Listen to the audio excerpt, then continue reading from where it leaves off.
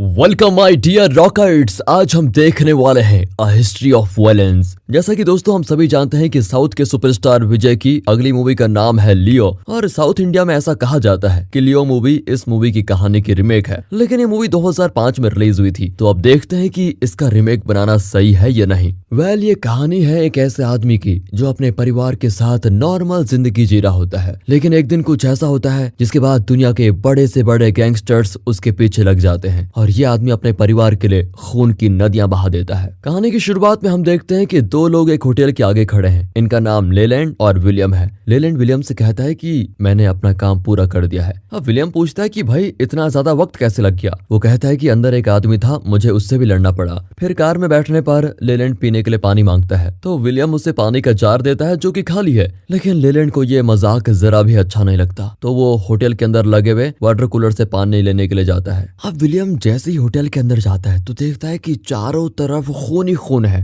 Hotel का manager और उसकी बीवी मरी हुई जमीन पर पड़े हुए हैं। विलियम बड़े ही आराम से बिना किसी चीज की परवाह किए कूलर से पानी भरने लगता है और इससे हम समझ जाते हैं कि ये दोनों आदमी किलर्स हैं जो ट्रेवल करते समय अपने रास्ते में आने वाली सभी शॉप्स और होटल में रहने वाले लोगों को मारकर उन्हें पूरी तरह लूट लेते हैं और एक भी विक्टिम को जिंदा नहीं छोड़ते। जब विलियम जार में पानी भर रहा होता है तभी उसे किसी के कदमों की आवाज आती है। वो देखता है कि सामने के दरवाजे से एक बच्ची बाहर निकलती है जो कि उसी मैनेजर की बेटी है। ये लड़की अपने पेरेंट्स को खून से लथपथ जमीन पर गिरा हुआ देखकर डर के मारे रोने लग जाती है। फिर विलियम उसे शांत रहने के लिए कहता है, लेकिन जब ये लड़की शांत नहीं होती तो विलियम अपने गन निकालकर उससे भी उड़ा देता है। इसके बाद हम अगले सीन में टॉम स्टॉल नाम के एक शख्स को देखते हैं जो कि एक नॉर्मल जिंदगी जीने वाला फैमिली मैन है और वो अपने छोटे से परिवार के साथ बहुत ही खुश है। टॉम की वाइफ का नाम एडी है जो कि पेशे से एक लॉयर है। टॉम के दो बच्चे हैं। लड़के का नाम जैक जो कि 16 साल का है और छोटी बच्ची है जिसका नाम है सारा। टॉम और उसकी वाइफ एडी एक दूसरे से बेहद ज्यादा प्यार करते हैं। वैसे टॉम का इस शहर में एक छोटा सा डिनर रेस्टोरेंट भी है और वो हर दिन इस तरह अपने रेस्टोरेंट में जाता है। और वो हर दिन की तरह जब अपने रेस्टोरेंट में जाता है तो हम देखते हैं कि उसका स्टाफ उसकी बहुत रिस्पेक्ट करता है। टॉम भी उन्हें अपनी फैमिली की तरह ट्रीट करता है और दोनों में इक्वल रिस्पेक्ट नजर आती है। उधर दूसरी ओर देखते हैं तो जैक अपने कॉलेज में बेसबॉल खेल रहा होता है और कॉलेज का सबसे बुरा लड़का बॉबी बैटिंग करने के लिए आता है। बॉबी जोर से शॉट मारता है और गेंद कुछ देर तक हवा में रहती है। अब बॉबी और उसकी पूरी टीम को लगता है कि वो इस मैच को जीतने वाले हैं क्योंकि उन्हें पूरा विश्वास है कि जैक इस गेंद को पकड़ ही नहीं पाएगा,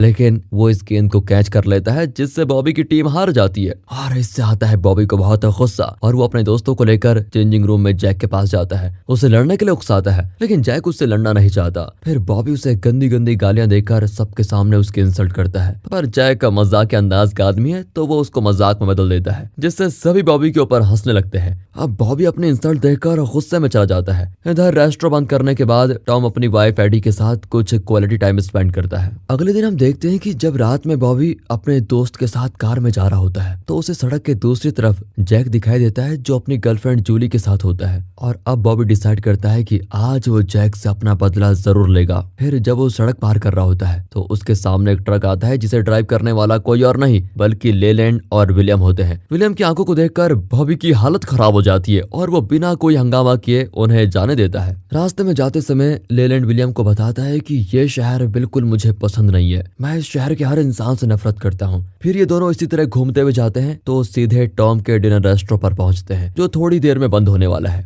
टॉम अपने स्टाफ के साथ डिनर की सफाई कर रहा होता है और वहां आखिरी के 2 कस्टमर ही बैठे होते हैं। फिर वो दोनों टॉम के डिनर में एंटर करने के बाद उसे कॉफी ऑर्डर करते हैं। टॉम उन्हें पोलाइटली समझाता है कि देखिए हमारा क्लोजिंग टाइम हो गया है इसलिए हम अभी कुछ सर्व नहीं कर सकते। अब ये सुनकर लेलैंड ऊंची आवाज में टॉम पर चिल्लाता है। टॉम भी एक ही बार में समझ जाता है कि ये लोग किलर्स हैं और वो नहीं चाहता कि उसके डिनर में कोई लड़ाई झगड़ा हो, इसलिए वो चुपचाप उनके लिए कॉफी बनाने लग जाता है और सेफ्टी रीजंस की वजह से अपने फैमिली स्टाफ मेंबर को घर जाने के लिए कहता है जिसका नाम शिलिन होता है। लेकिन जब शिलिन बाहर जाने लगती है तभी विलियम उसका हाथ पकड़ लेता है और दरवाजे को बंद कर देता है। फिर वो शिलिन को चेयर पर बैठाकर उससे गंदे तरीके से प्राइवेट पार्ट्स पर टच करता है। टॉम कहता है कि अगर आपको ये सब करके हमारे डिनर को लूटना है तो मैं आपको पहले ही बता दूं कि हमारे पास बहुत कम पैसे हैं और आप उसको लेकर जा सकते हैं। लेलैंड कहता है कि पैसे तो मैं लेकर जाऊंगा ही, लेकिन उससे पहले मैं तुम्हारी आंखों में डर देखना चाहता हूँ। इतना कहकर लेलैंड अपनी गन निकालता है और विलियम को कहता है कि शिलिन को मार दो। विलियम जैसे ही शिलिन को मारने के लिए आगे बढ़ता है तो टॉम मौका देखकर गर्मा गर्म कॉफी से भरा बाजार लेलैंड के मुंह पर मार देता है, जिससे लेलैंड नीचे गिरता है। फिर टॉम कूदकर काउंटर से बाहर आता है। अब ये देखकर विलियम उसके ऊपर गोलियां चलाने लगता है, लेकिन टॉम टेबल के पीछे छिपकर लेलैंड की बंदूक से विलियम को 5-6 गोलियां मार देता है, जिससे उसकी मौके पर ही मौत हो जाती है। वहीं लेलैंड अब गुस्से में चाकू को टॉम के पैर पर मार देता है और टॉम बिना कुछ सोचे समझे उसके सर में सीधे गोली मार देता है, जिसकी भी मौत हो जाती है। डिनर में मौजूद स्टाफ मेंबर्स और दोनों कस्टमर्स ये देखकर बिल्कुल शॉक रह जाते हैं कि टॉम जैसा एक साधारण इंसान इतनी बहादुरी से मार भी सकता है। पैर पर जख्म लगने के कारण टॉम को हॉस्पिटल ले जाया जाता है और तब तक डिनर में हुए इस इंसिडेंट की न्यूज चारों तरफ फैल चुकी होती है। सभी न्यूज चैनल्स और न्यूज़पेपर्स में बस टॉम का नाम छाया होता है। अब टॉम को लोग इस शहर का हीरो कहकर बुलाते हैं, लेकिन खुद टॉम को अपनी पब्लिसिटी में ज्यादा खुशी नजर नहीं आती। उसके बाद जब टॉम हॉस्पिटल से डिस्चार्ज होता है तो हॉस्पिटल के बाहर शहर के बहुत सारे लोग उससे मिलने के लिए आते हैं। फिर जब वो घर आता है तो न्यूज रिपोर्टर उसका इंटरव्यू लेने के लिए इंतजार कर रहे होते हैं, लेकिन टॉम ये करने से मना कर देता है और कहता है कि देखो मैं कोई हीरो नहीं हूँ, क्योंकि अगर मेरी जगह कोई दूसरा आदमी होता तो शायद वो भी यही करता जो मैंने किया। इतना कहकर टॉम न्यूज रिपोर्टर को यहाँ से जाने के लिए कह देता है। जैक बहुत ज्यादा प्राउड फील कर रहा होता है, क्योंकि उसके फादर की वजह से आज सभी न्यूज चैनल उसके घर पर हैं, उनकी बातें हो रही है। लेकिन टॉम को अपनी पॉपुलैरिटी से कोई फर्क नहीं पड़ता और वो जल्द से जल्द अपने काम पर जाना चाहता है। अब एडी नोटिस करती है कि उसके घर के बाहर एक ब्लैक सेडान कई घंटों से पार्क है। टॉम को लगता है कि ये मीडिया वाले होंगे, इसलिए वो उन्हें अवॉइड करने के लिए घर से बाहर नहीं जाता। अब कुछ दिन के बाद जब टॉम अपने डिनर पर जाता है तो शहर के सभी लोग अपने लोकल हीरो को कॉन्ग्रेचुलेट करने के लिए और खाना खाने के लिए वहां पर आ जाते हैं। टॉम इतने ज्यादा कस्टमर्स को देखकर समझ नहीं पाता कि आखिर मैं इन्हें टाइम पर कैसे सर्व करूंगा। तभी वहां एडी उसकी मदद करने के लिए आ जाती है, जिसको देखकर टॉम बड़ा खुश होता है। टॉम अपना काम कर ही रहा होता है, तभी सूट पहने हुए 3 लोग डिनर के अंदर आते हैं। उन तीनों के बॉस का नाम काल होता है। वो टॉम को जोई नाम से बुलाता है और उसे कॉफी पिलाने के लिए कहता है। टॉम ही उन्हें कॉफी सर्व करके कहता है कि मेरा नाम जोई नहीं टॉम है। काल चश्मा निकालकर अपने इंजर्ड फेस और पत्थर की आंख दिखाकर कहता है अब शायद तुम्हें कुछ याद आ जाए, लेकिन टॉम फिर भी मना करता है और कहता है कि मैं किसी जोई नाम के आदमी को नहीं जानता। इसके बाद काल अपने आदमी को लेकर मुस्कुराता हुआ चला जाता है। उसके जाते ही एडी अपने शहर के लोकल शेरिफ सैम को कॉल करके उन तीनों सस्पिशियस आदमी के बारे में बताती है। फिर जब वो तीनों अपनी कार से जा रहे होते हैं तो सैम उन्हें रोकता है और उनकी आईडी चेक करके पूछता है कि आप कौन है और यहाँ पर क्या कर रहे हो। काल बताता है कि हम तीनों ट्रैवलर्स हैं और बस कॉफी पीने के लिए यहाँ पर आए थे। ये कहकर काल बिना डरे यहाँ से आराम से चला जाता है। इसके बाद रात में सैम जाता है टॉम के घर पर और उन्हें बताता है कि मैंने उन तीनों आदमियों के ऊपर इन्वेस्टिगेशन की है, जिससे मुझे पता चला है कि तीनों बड़े ही खतरनाक गैंगस्टर्स हैं और उन्होंने बहुत सारे मर्डर्स किए हैं, लेकिन हर बार अपने पैसों के दम पर वो जेल से छूट जाते हैं। सैम टॉम से पूछता है कि क्या तुम इन तीनों को जानते हो। टॉम बताता है कि मैंने इन्हें पहले कभी नहीं देखा और हो सकता है कि ये लोग न्यूज में मेरी शक्ल को देखकर मुझे जोई समझ बैठे हों।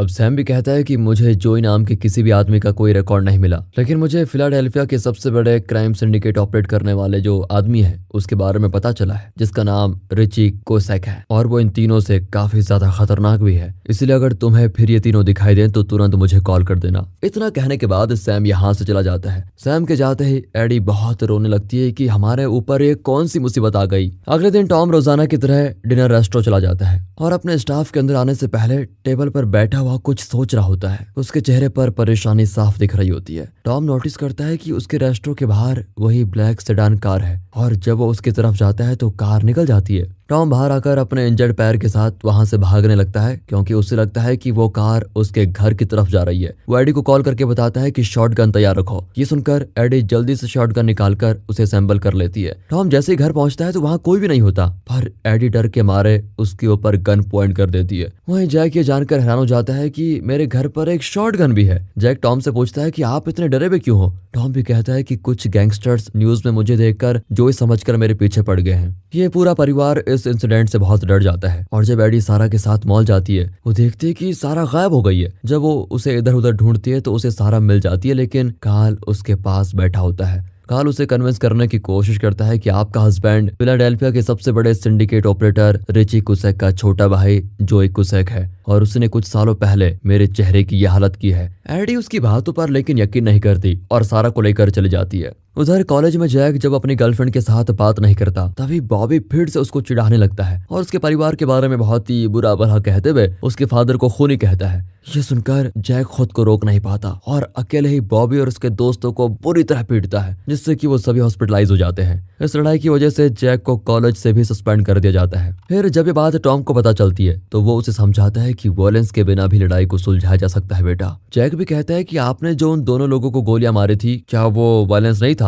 ये सुनकर टॉम उसे थप्पड़ मारता है और फिर जैक नाराज होकर बाहर ही चला जाता है। कुछ देर के बाद जब टॉम एडी के साथ बैठा होता है तो देखता है कि वही ब्लैक सेडान कार उसके घर की तरफ आ रही है। टॉम बिल्कुल अपनी शॉटगन लेकर गुस्से में बाहर चला जाता है। कार्ल उससे कहता है कि तुम झूठ मत बोलो क्योंकि मुझे पता है कि तुम जोई हो, इसलिए तुम्हें अभी के अभी मेरे साथ चलना होगा। टॉम उसकी बात नहीं मानता और उसके ऊपर गन पॉइंट कर देता है। तभी कार्ल का एक आदमी जैक को कार से बाहर निकालकर उसके ऊपर गन पॉइंट कर देता है। कार्ल कहता है कि अगर तुम हमारे साथ नहीं चलोगे तो हम पहले जैक को मारेंगे, फिर तुम्हारी बीवी और बच्ची को खत्म करेंगे और फिर तुम्हें, इसलिए तुम्हारी भलाई इसी में है कि अपनी शॉटगन नीचे रखो और चुपचाप हमारे साथ चलो। टॉम को उसकी बात माननी ही पड़ती है और वो अपनी गन नीचे रखकर आगे बढ़ता है तो वो लोग जैक को छोड़ देते हैं। जैसे जैक सेफली टॉम के पास पहुंचता है तो टॉम उसके साथ जाने से मना कर देता है। अब कार्ल के कहने पर उसका एक आदमी गन पॉइंट पर टॉम को लेने के लिए जाता है, लेकिन टॉम बेहद ही तेजी से उसके हाथ तोड़कर मुंह पर इतने मुक्के मारता है कि वो मर जाता है। टॉम इसकी शॉटगन लेकर कार्ल के दूसरे आदमी को भी मार देता है, लेकिन कार्ल टॉम के कंधे पर गोली मारता है और इस तरह टॉम नीचे गिर जाता है। अब कार्ल मारने से पहले टॉम से उसकी आखिरी ख्वाहिश पूछता है तो टॉम कहता है कि उस दिन मुझे तुम्हारे चेहरे के साथ तुझे भी खत्म कर देना चाहिए था।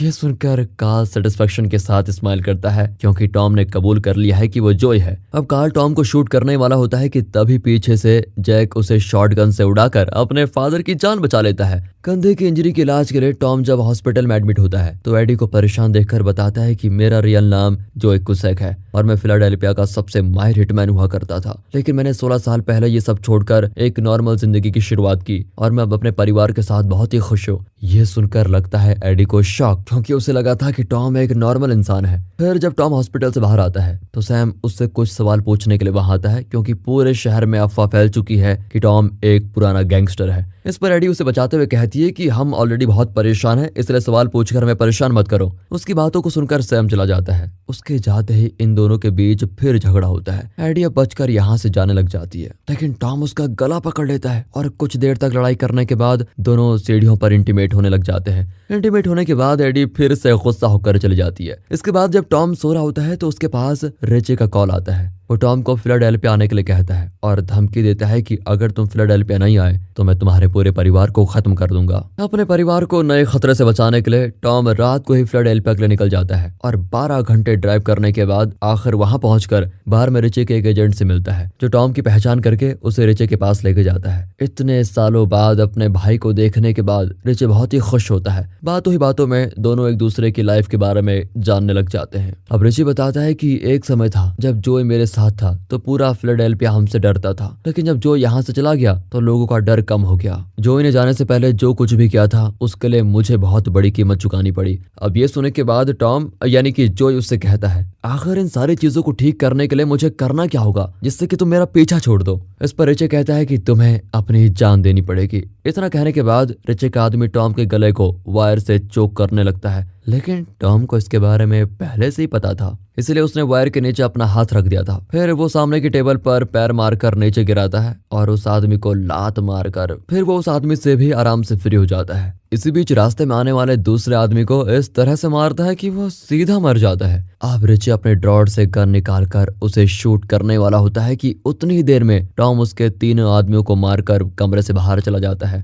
टॉम ने सिर्फ अपना नाम बदला था, उसमें अभी भी हिटमैन की सारी स्किल्स हैं। अब रिची अपने आदमियों के साथ टॉम को ढूंढने लगता है और टॉम भी उन्हें कंफ्यूज करके एक एक आदमी को खत्म कर देता है। फाइनली सबके मारे जाने के बाद उसका सामना रिची से होता है। अब इससे पहले कि रिची उसे कुछ कर पाता, टॉम गोली मारकर उसे भी खत्म कर देता है। अपने पास्ट से जुड़े हुए सभी सबूत मिटाने के बाद जोई वापस अपनी फैमिली मैन के किरदार में आ जाता है, जहां उसकी फैमिली खाना बना रही होती है। सारा उसको देखते ही उसके लिए प्लेट लेके आती है। टॉमी और एडी कुछ देर एक दूसरे को देखते हैं और समझ जाते हैं कि भले ही उनके बीच का रिश्ता बदल चुका हो, लेकिन उनका प्यार अभी भी कम नहीं हुआ और एडी अपने बच्चों के लिए टॉम को एक्सेप्ट कर लेती है। इसी के साथ दोस्तों ये मूवी यहाँ पर खत्म होती है और आपसे गुजारिश है कि हमारे दूसरे चैनल मूवीज वेदर को भी सपोर्ट कीजिए। हम वहाँ पर अब आपको फिल्म इंडस्ट्री से जुड़ा यूनिक कंटेंट देने वाले हैं। अगर आपको ये वीडियो अच्छी लगी हो, एक्सप्लेनेशन अच्छा लगा हो तो वीडियो को लाइक, चैनल को सब्सक्राइब। मिलते हैं अगली वीडियो में, तब तक के लिए गुड बाय, अपना ख्याल रखिए and finally thanks for watching.